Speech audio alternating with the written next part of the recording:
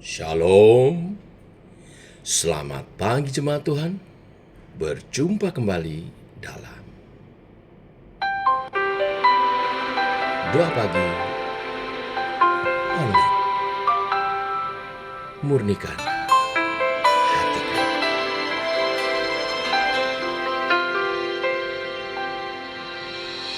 Kau penjunan hidupku,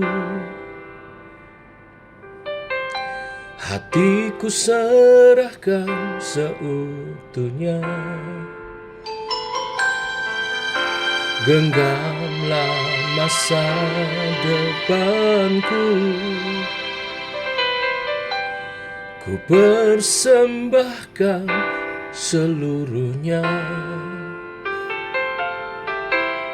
Yesus, jiwaku aman dalam tangan-Mu. Tuhan, ini seluruh hidupku ku serahkan bagi-Mu. Oh Yesusku, ini kerinduanku. Jadikanku kudus dan berkenan, murnikan hatiku seperti-Mu, serupa dengan-Mu, Yesus.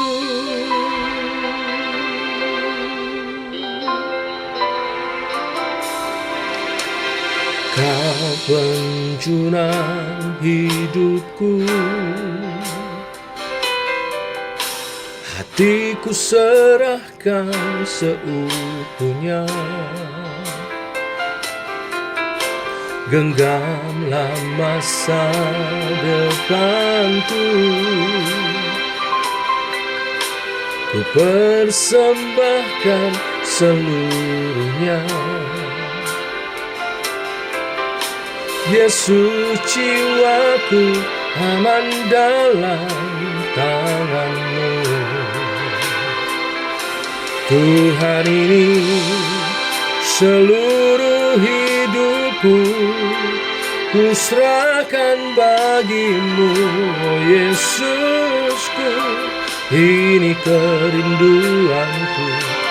Jadikanku kudus dan berkenan, murnikan hatiku seperti-Mu, serupa dengan-Mu, Yesus.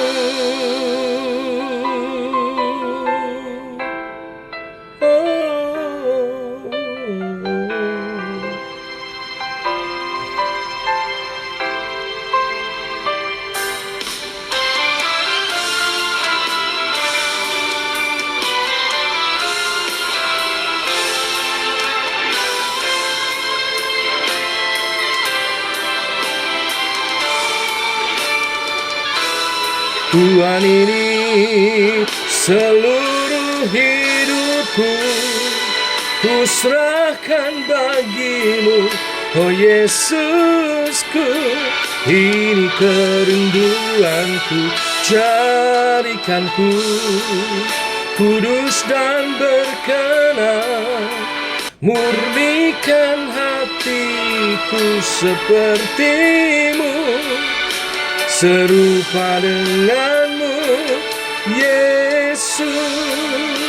Murnikan hatiku seperti-Mu, serupa dengan-Mu, Yesus. Murnikan hatiku seperti-Mu, serupa dengan-Mu, Yesus.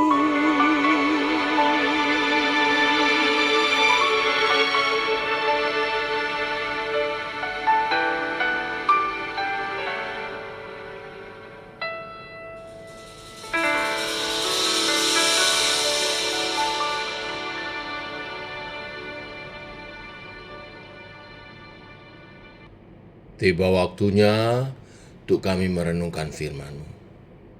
Firman-Mu lah suluh dan terang bagi jalan kami.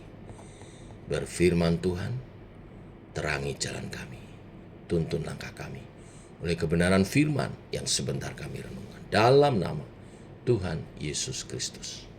Amin.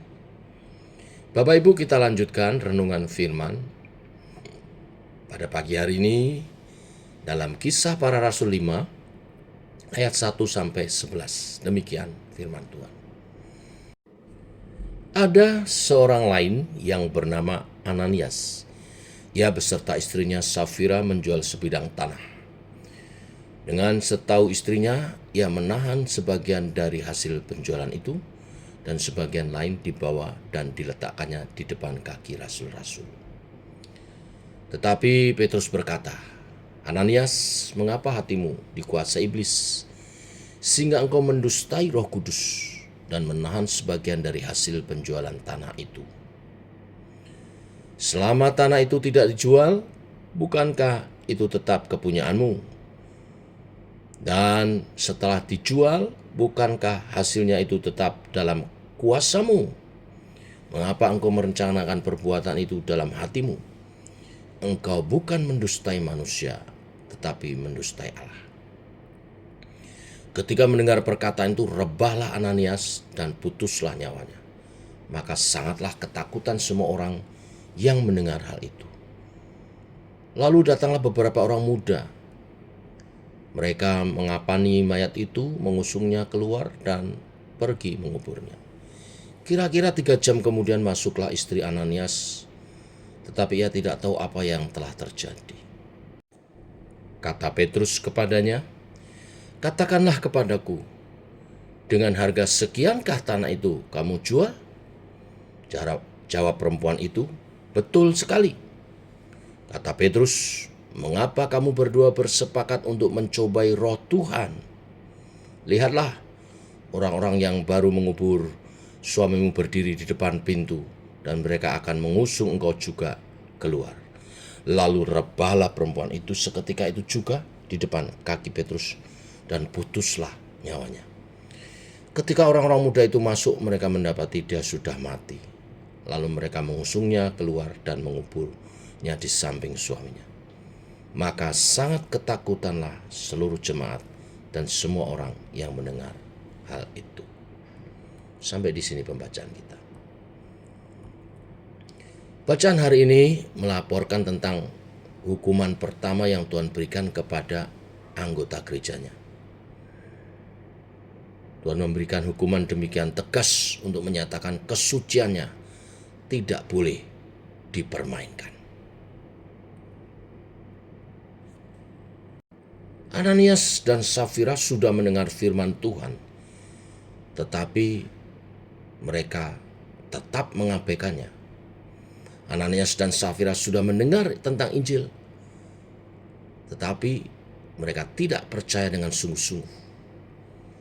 Ananias dan Safira mendengar terus-menerus tentang seruan bertobat, tetapi mereka tetap hidup dalam kepalsuan dan kemunafikan. Mengapa harus hidup dengan kepalsuan seperti itu? Karena mereka menantikan hormat dari manusia lebih daripada hormat dari Tuhan. Nah, ini peringatan bagi kita semua. Jangan seperti Ananias dan Safira yang mengejar hormat manusia lebih daripada hormat Tuhan. Mereka menjual tanah mereka bukan karena kerelaan.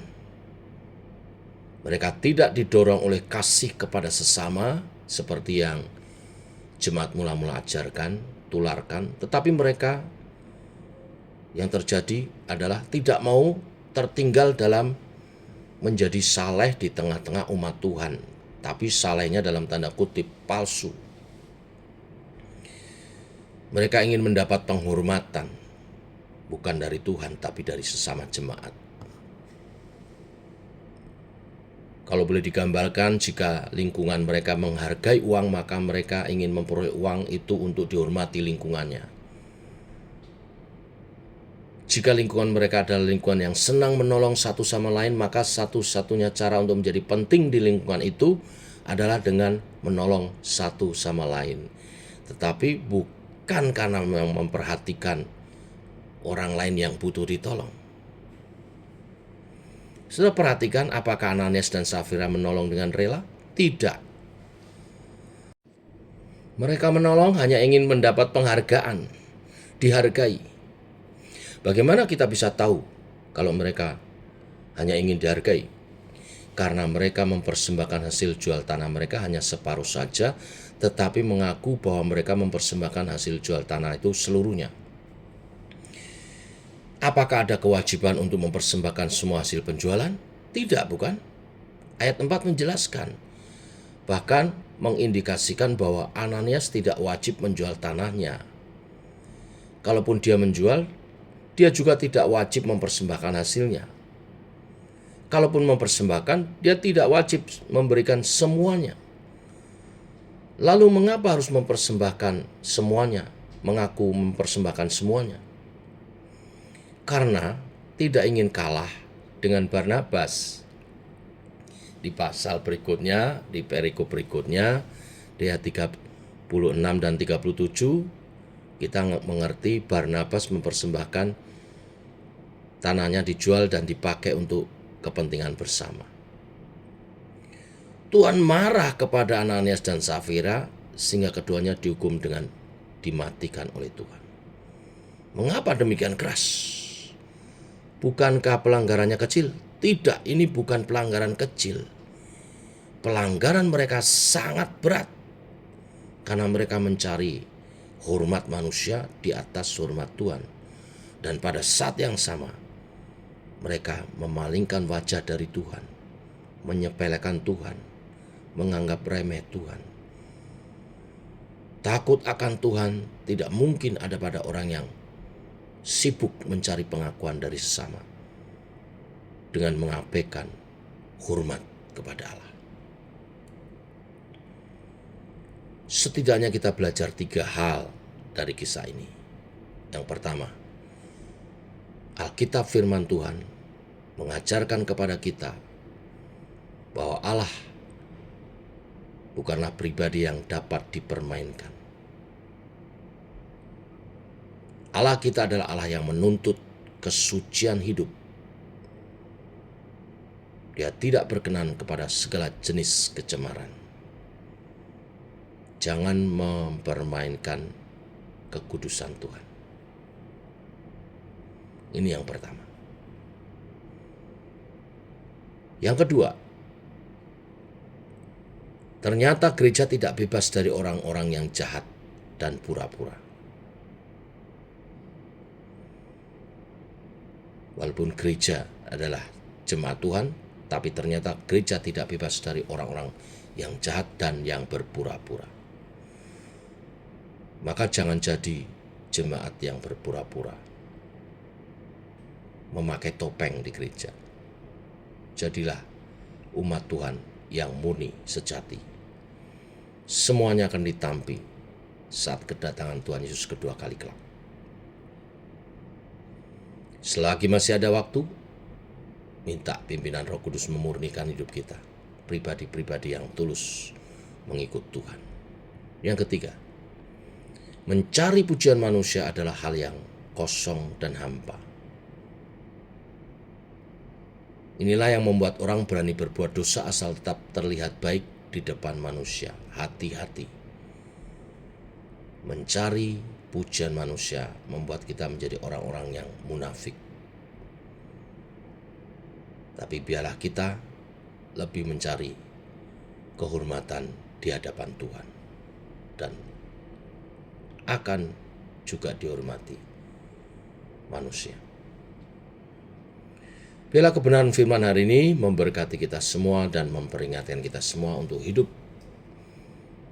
dengan kemurnian hati dan kekudusan di hadapan Tuhan. Jangan permainkan Tuhan. Hiduplah murni di hadapannya. Ini bukan berarti kita bersusah payah mengejar kekudusan kita. Tuhanlah yang menguduskan dan membenarkan kita.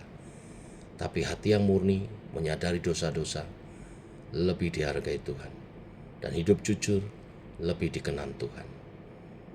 Tidak perlu persembahan yang besar-besar, tapi kita mempersembahkan dengan motivasi yang salah. Kalau engkau mengasihi Tuhan, engkau mempersembahkan yang terbaik. walaupun mungkin kelihatan jumlahnya tidak besar. Tapi Tuhan tahu menghargai setiap hati kita. Mari kita berdoa. Bapa dalam surga, kami mengucap syukur oleh kasih anugerah-Mu, rahmat-Mu baru. Demikian pagi hari ini, Engkau mengajar sesuatu yang berkenan di hadirat-Mu adalah hidup murni di hadapan Tuhan. Engkau Tuhan Maha Tahu yang menyelidik hati yang terdalam, biarlah kami hidup murni di hadapan-Mu. Bila ada dosa di antara kami, ampunilah kami Tuhan, dan bimbing kami dalam pertobatan sejati. Jauhkan dari kemunafikan, cari pujian yang sia-sia dari manusia, tapi mengejar kehormatan di hadapan Tuhan. Allah Roh Kudus, berkaryalah dalam nama Tuhan Yesus Kristus. Amin. Demikian Bapak Ibu doa pagi kita. Selamat pagi. Jangan lupa nanti sore kita berkumpul di Komsel umum ya via Zoom. Ikuti Zoom-nya di grup WA JKI SMA. Tuhan memberkati. Shalom.